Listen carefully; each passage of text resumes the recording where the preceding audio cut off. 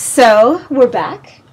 We're back. It was fun. What do you think, Mike? It was delightful. It was delightful. Yeah, well, I said this earlier today, where some years I feel like I miss fall, where fall will just slip on by, and you look out the window one day and it's like, oh, the leaves are starting to turn yellow, and then the next day all the leaves are gone. Yeah. And I don't feel like that this year. I feel like I really drank in fall. It was super cool because we were going up and down the elevation. There were different seasons, you know, like up higher, fall, everything hadn't fallen off the trees yet, and then we got lower and we're like crunching over all these dead leaves.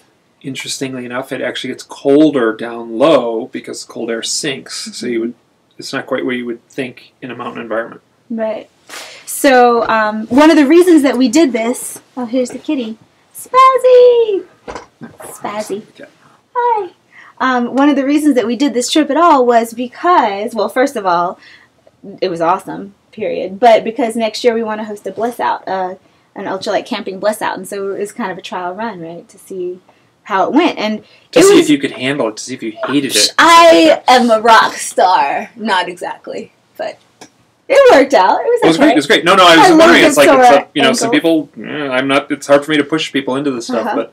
Yeah. And I'm kind of a girly girl, so it was understandable. You were kind of a girly girl, yeah. So it was, but I didn't try to bring makeup on the trail. I wouldn't have let you take makeup on the trail. So. That's why I didn't try to bring it. Yeah. And, yeah, it was okay. I think, okay, so compared to how a lot of people, compared to girly girls, how did I do? Great. Sweet. Okay. So, yeah, this Bliss Out is not, when we do the Bliss Out, there'll be, like, days at the beginning and end because there's some altitude stuff to possibly get used to. So we'll probably have people come in a day or two early and do the altitude thing. Ah, yeah, get the cat. And then afterward there'll be, we'll all go retire to a rental house or a bed and breakfast and go get massages because I'm totally getting a massage after I go back to LA. I feel fine. Oh, well, yeah, but you check out Mike's, check out his such a cool house. Look at all of your camping stuff. Look at all these books. Oh my God! Your house reminds me of a Native American, like a what are those houses called? Like a wigwam or something. Teepee or something? No, not a teepee. Like a just because every space is so awesomely used in here. Because it's small. You can't really see, but there are cool pictures everywhere and postcards and this kind of thing. So yeah, we didn't see any UFOs or aliens. We saw 3 bears. We saw 3 bears, all the same age. I have decided that for the story's sake, I'm going to say that they're all the same bear, even though I doubt that they actually were. And we named him Louis the Yearling. You named him Louis. I think it was a joint effort. Okay. Come on, you got to get in the camera. Joint effort means, I said, let's name him Louis, and Mike says, okay. So I guess it's kind of joint. But I've never been camping before, except once in college, which didn't really count. How'd this compare? Oh my gosh, there's no comparison. It was a million jillion times better. And I had crazy dream experiences the last night we slept on this granite. Everyone has crazy dream experiences at high elevation, including me. Yeah. I totally astral traveled and visited my friend Kim. So Kim, you might watch this and I'm going to ask you if you remember, because at the end of the dream, I knew I had to go back. And I could see a flash of oh no, I'm not here in this house talking to Kim. I'm sleeping under the stars. And so I looked at my friend Kim at the end of the dream. I said, are you going to remember? Are you going to remember? And she says, yes, I'll remember. And then I came back to my body. And I woke up and I said, that wasn't a dream. We just hung out because me and Kim do this in dreams. But that was cool. Do you have any funny dreams? I had some trippy dreams, but they were just kind of normal dreams. But I find that they're much more vivid and kind of, I remember more when I sleep outside, and it's usually just for the first few days, like the first week of a trip or something like that. I'll remember clarity, and it's very normal to have heightened dream experiences when you're sleeping outside. Oh my gosh, yeah! And sleeping last night inside, I didn't feel as rested this morning. I found myself wake up at the same time, but I didn't feel Yeah, it's funny. We crave a bed, we crave blankets, we crave all these things, these creature comforts, and then when you get them, it's just exactly what I said. You're like, oh, people I can't wait to sleep in a bed when I get back, and then they're like, wasn't that great? Yeah, no. So, I really like the sleeping bag, but I had your enormous sleeping bag because he let me use an old one of his, and so it was actually way too big for me. But that meant that I could curl up and kind of have. I'm not a big fan of I have strong opinions about going on. I think it's very important to be able to breathe out because then you're That's why your bag was so frosty, was because you're breathing on the inside of the bag. Yeah, but I had a tunnel, and every time I couldn't... No, but it was the air is getting caught in there. The moisture from your breath is getting caught in there, and it's... It was worth it to not have the cold against my nose, though, and to have, like, that buffer of that, like, 4 inches of warm air that... Yeah, but... My face is out all the time, so... Yeah. But I thought it was good. I thought... Very mystical experience, but and one of the things, we got lots of video and lots of pictures, so we'll be posting that. Like, I'll be posting it on this account and sending it to you and that kind of stuff in the next several days or a week or two or something, however long it takes me to edit it. So there's no in the back on the coffee table. Oh, she's drinking my water. Oh, she's drinking your water. I knew she would. Yeah, she did last night, and I was like, could you hear it in the middle of the night? Yeah, well, she came and snuggled with me, and then she drank it, and I was like, you can have the water. I'm not that thirsty. It was cool. We drank a lot of coffee, which really helps with hiking. Well, for me, it was a lot. For Mike, it's not a lot. Well, we didn't drink that much. We had 1 cup in the morning, which is a lot for me. But I wasn't too annoying because we were. But we had one. So we didn't drink a lot of coffee. So we had 1 cup in the morning, and then on one afternoon, we made a cup on the trail. Yeah. Yeah. Okay. And it was tiny. So we drank. Yeah. We drank coffee, but we didn't drink a lot of coffee. Normal dosage. Yes. And the food was, oh my gosh, amazing. You are an amazing cook. I do have to say that the food was great. And it's all the recipes are in your book. Where's your book? I have my copy in my bag. Show you Mike's book. Okay, now you can shamelessly self-promote to me here. No, you're not self-promoting. I'm promoting. Oh, you're promoting it. Well, it's okay. You're promoting it. This is the Ultra. I hope it flips around on the video, but it might not. But you can see what. Oh, I think we can reverse it. We'll figure it out. Yeah, we'll figure it. And the cool thing about this book is that there are a lot of insipidly adorable cartoons, like heart-wrenchingly cute, woody. So here's a... Wait, I'm trying to find a really good one. They're all really good. Well, you know what I mean. One that I can hold up for a second and they can... Okay, so let's see. Sleeping. The nightly foot check, which I actually didn't do. Like the sleeping socks. You can see how Mike's illustrations all have these fun... Like incredibly... Oh, you showed me how to do that with the bag. With changing the... Oh, while hiking. You can change your shirt without, like... So we were hiking with a very light pack compared to what a traditional backpacker would hike with. We were hiking with very light gear as well as very minimal gear. Yeah, you did that. You made me do that last night because when I get really cold, I get belligerent. Like, I don't need any help as I'm shivering. Why would you get really cold? You had all the stuff to... Oh, no, I didn't. I didn't after the first night. And, see, this is what I would have liked to do more. We did do that. Yeah, but we didn't. You know what I did? I did a lot of plant fondling. Like, I'd be passing a tree and I'd, like, grab the plant and, like, pet it on my way by, but I didn't really stop much. Honestly, I'm very content to, like, do stuff while moving. We did a lot of talking while walking. We did a lot of, so I think a lot of the things you can do while walking. The walking was with a light pack. We never hiked fast, did we? Unless Erica was there. The first couple days we did, but she's hardcore, so that was why. And then, you can do almost everything while walking. Mm-hmm. Yeah, and the thing that I majorly noticed, especially by the end, was that connecting with nature, I didn't even need to, obviously, because I was immersed in it. Whereas usually, especially in Los Angeles, which is like a great big scab on Gaia, like a great big, like, thing that keeps you from connecting. I have to, like, find Gaia. Like, I have to go and find her. And this, every time I would try to, like, balance my chakras or something, it would just be this whoosh, and I'd be totally balanced. And I was like, oh, yeah, so this is what it's supposed to feel like all the time. And actually, I felt much less mystical in a way. I guess I felt way more grounded. Yeah, way more grounded. And it wasn't because I was actually less mystical. I mean, I gave Erica a reading while we're walking down the trail, like the beginnings of one. So I could still access everything, but it was like, no, it wasn't foreign. Like, I didn't have to focus to do it. It was just everything was right there. Mm-hmm. So that's why I didn't feel like it. I felt more... To the camera. So. I'm talking to you guys. I talk to you guys all the time. I don't get to talk to you that often. So it was very, very, very, very cool. And I'm really looking forward to planning one for next year because we have to wait till the warm season comes back. Unless we do a skiing one, which I'm thinking about. So if you guys want a skiing Bliss Out, let me know because he's a skiing instructor. It would be cross-country skiing. I would prefer, going to a ski area and like sitting on a chairlift is kind of subtracts from the wilderness experience. Mm-hmm. So perhaps we'll do a spring skiing one like in like April or something. I'm thinking. So you guys let me know if you want to come skiing in. Would they be in Wyoming or Idaho? For the best skiing, we'll find a spot. Where it depends. Mm-hmm. I live in this little valley is in Idaho. The mountains, the Tetons are all in Wyoming. So if I stood up and looked out this window here, we're where we're sitting is about 2 miles from the Idaho border, Idaho-Wyoming border. So let's talk. Signing off. Let's talk about nature euphoria. Let's talk about hiking euphoria. You talk about it because it's like it's like I'll downplay it and kind of make it sound bland. I think because it's like nature euphoria is like what you do. You walk out in the mountains and you drink it in. True.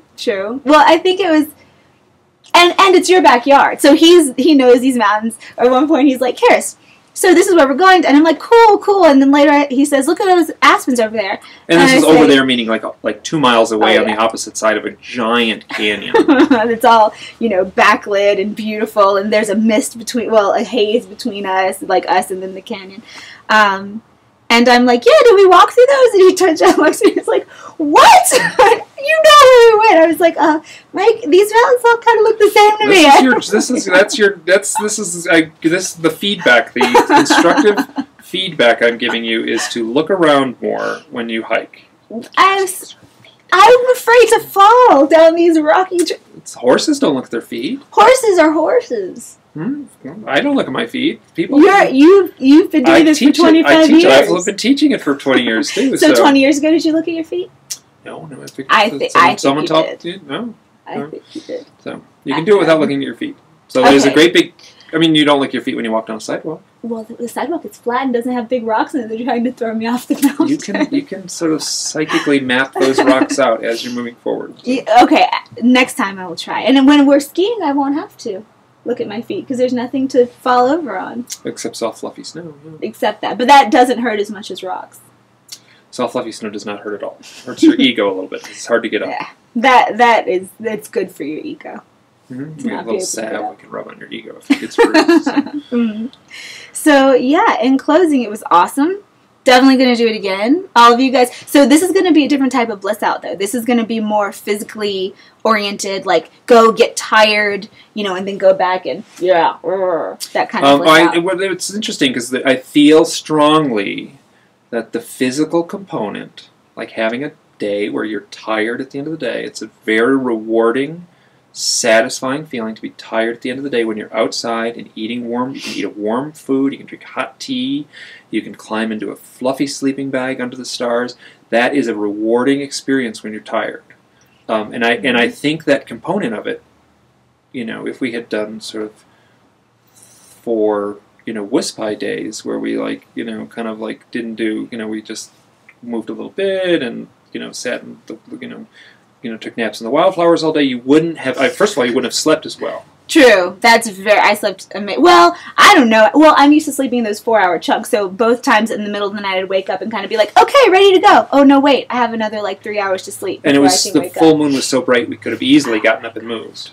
The full moon was, I am so glad that we just kind of lucked out and happened to plan the trip when it was a full moon because... That said, now don't, whether it's on the opposite side, when the new moon, when there's no moon at all, the stars here seeing the Milky Way at while laying out under the stars at 10,000 feet is something most people on the Earth have never experienced. Let's do the skiing one when there's no moon because the snow's so bright anyway. But the skiing one, that's when the full moon is then you go out and you can do a midnight ski and the snow sparkles from the... Oh, that's a good point. Okay, we'll think about it. But anyway, whenever we do Bliss Outs, they'll be extremely small. It'll be 5 people. So just letting you guys know that whenever they're open, it will be a very quick fill up. Anyway, I guess that's all there is to report. I'll be posting more videos of both of us over the coming days, but definitely cool, definitely fun, totally shifted awareness because as you can even... Did it? Yeah, you can just... People watching can just look at my face and see that I look different. I'm not wearing my spackle, which I love my spackle. I love wearing makeup. It's fun for me. It's playing dress up every day. I like it. Something on your eyes this morning. I put a little mascara on, and I put a little bit concealer on a couple blemishes I had, but that was it. And I shaved last night. It was one of the worst shaves I've ever had in my life when I got back. So my face, I can see in the little camera there, my chin does look a little red. Mm-hmm. And that's probably more from shaving and just as much from the sun. But actually, I really like my lips are a little chapped from the wind, but it's not unpleasant. Funnily enough, whereas if I had just been in the city and I just forgot to wear my lip balm one day and my lips really chapped, I might be pissed off about it. So you were. So for 4 days, I feel strongly, and you can chime in, you were alive at a different level, and I will say a heightened level than you would have been. There's two worlds, right? There's like this world with the, it's all the same world. Let's say there's one world, but there's a psychological division where you're in the spot with the cars and the email and the phones and the traffic and the sensory deprivation and the sensory overload and the preconceptions, and I feel like it's very difficult in that world, this world over here, to be your truest self. And in the mountains, and I just see it myself, in the mountains over here, or in the backcountry, in the wilderness, and it can be anywhere, it doesn't have to be in the mountains in particular, but in wilderness, in nature, your truest self emerges, and I feel like you are alive at a heightened level. And part of that being alive means you get chapped lips sometimes, and sometimes you get your nose peels, and sometimes you get a runny nose, and it dribbles, and and those things are not allowed. True, in we're definitely world, where tamed. It just seems very normal. In the Yeah, I don't know. I honestly, I'm not sure if I felt more alive. I did. I feel different though, because when I'm in the city, it feels different. It feels like a different type of existence. But I don't feel. But I understand, because you feel it's your backyard. Like you feel way more at home in nature. At harsh, moving your body and stuff like that. And whereas I totally value the going to sleep tired and sore, and I think it's amazing, but I don't want to do that all the time. I also love getting into a cozy bed and my body feeling great, and only exercising until I feel really turned on physically, and rather than until I'm sore and tired, which I see the value in both. Were you sore and tired? How sore and tired were you? Well, my feet and legs were sore. On a scale of 1 to 10? It depends on the day. The first day I was like a 9. I think that was more psychological than it was physical. It was also because I was cold, and when my extremities get cold, I hurt. You should have said I'm cold. Instead, you were like. I didn't. I thought I wasn't supposed to complain. See, that's my thing. I said I was very clear that I was. You were. It wasn't you. It was me for sure. It was We could have easily handled that. Collectively, that was. It was not that cold, and you had all the gear you needed. And it was didn't know how to use it yet. But then that was the only night that it was like that. The rest of the nights I didn't get cold like that, because we knew that I might, and then I'd get surly and silent and grumbly and so yeah. But there you go.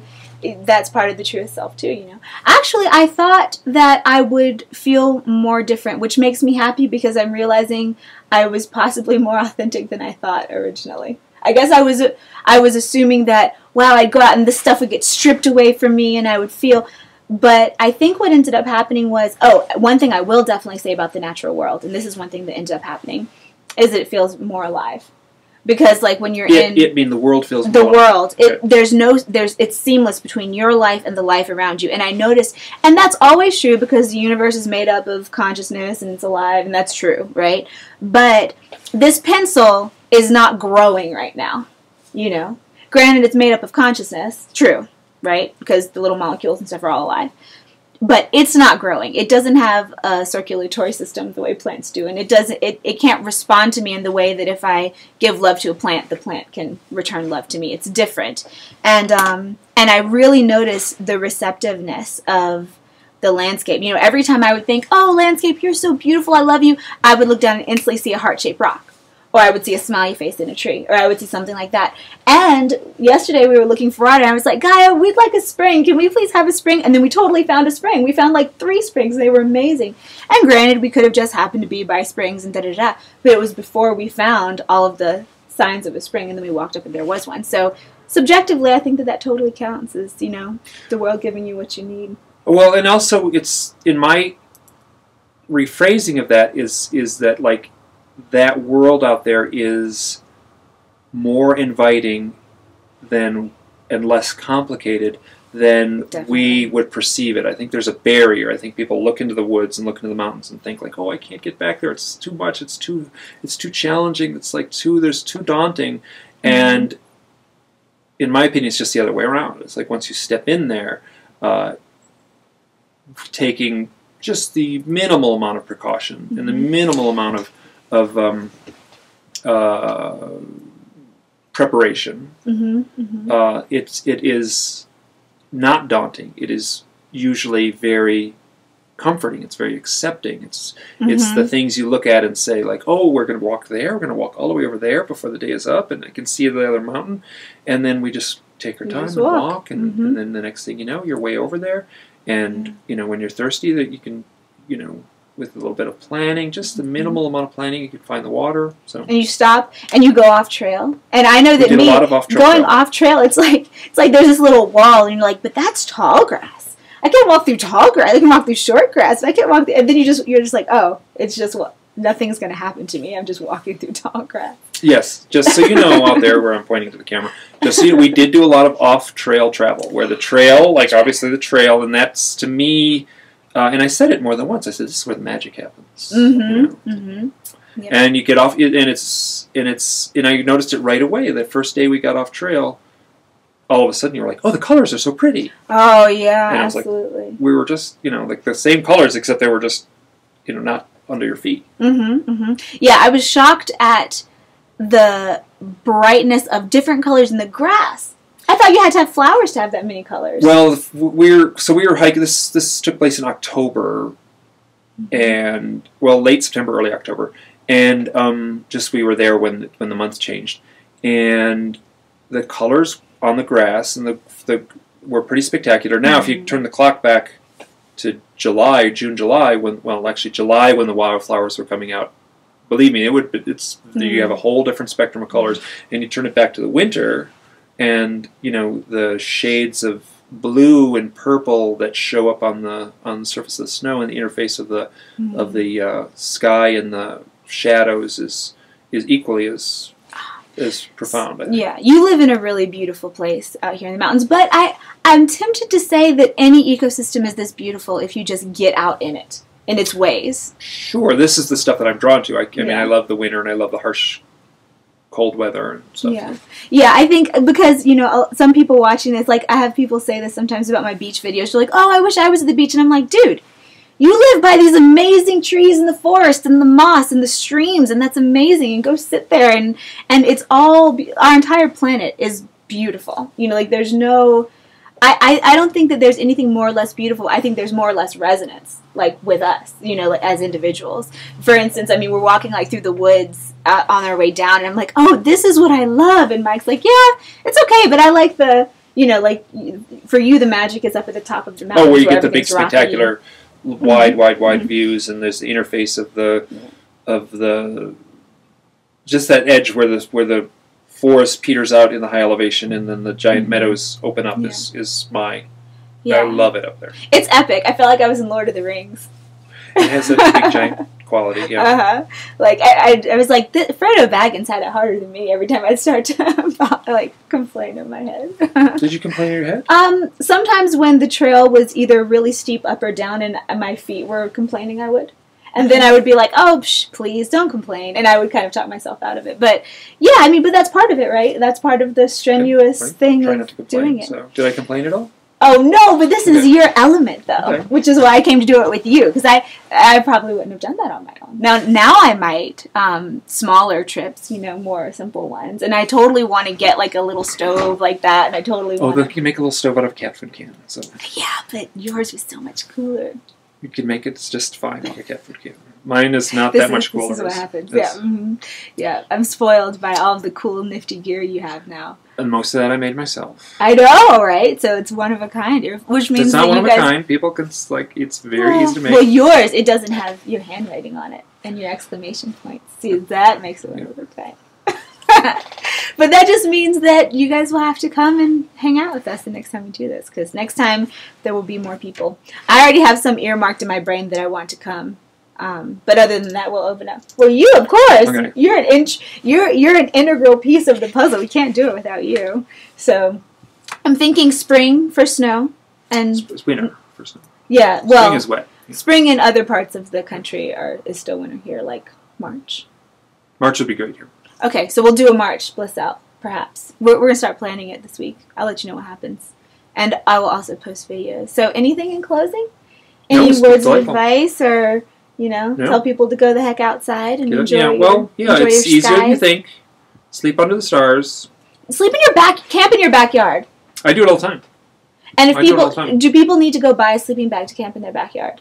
You could totally do it with blankets. Sweet. Okay. So get your blankets, go camp in your backyard. Yeah, blankets. You will feel great. Yeah. All right. That's our sign off. Bye. Thank you. Bye.